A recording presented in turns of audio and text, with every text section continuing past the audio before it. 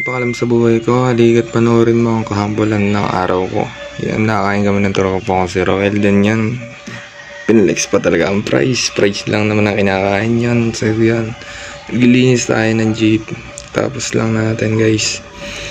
Yan, dala natin si Shiro ngayon guys. Nagkikater tayo, magagayak ng konti. Then yan nga. Binastos ng bantay. Grabe ka naman, kuya mo humble. Sorry. Humble nga pala tayo. Charot! So yun na nga. Ginugupitan natin si Daddy Machodi. Siyempre kailangan nating mahalin ang ating magulang at pagpapuhin siyempre. Siyempre pag nakapagtapos na tayo ng pag-aaral, bibili natin yung mga gusto natin at ng magulang natin. At kailangan nating tulungan ng ating mga magulang at paaralin ng ating mga kapatid pag tayong nakatapos. Siyempre mga kahambal. So yun nga, yun ang turo ni dad at ni mami sa akin.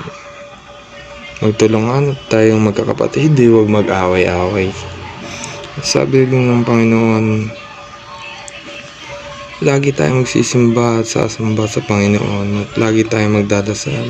At yan ang aking kapatid na si Charles Dave Javier.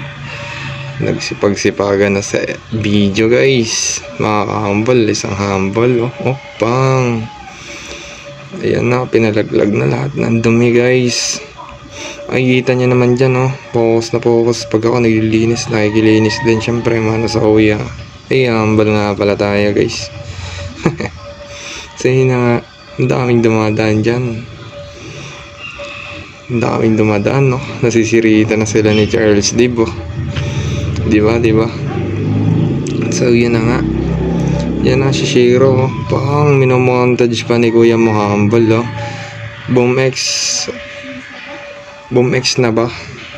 Boom X mugs or Malaysian? Ima-Malaysian natin si Shiro. Pang pinandi-daily natin, bawal tayo mag-Malaysian. Grabe, baka pag nalilate tayo pagpasok mga kahambal masira syempre pag nalubak. So yun nga, tumira na si kuya mo humble.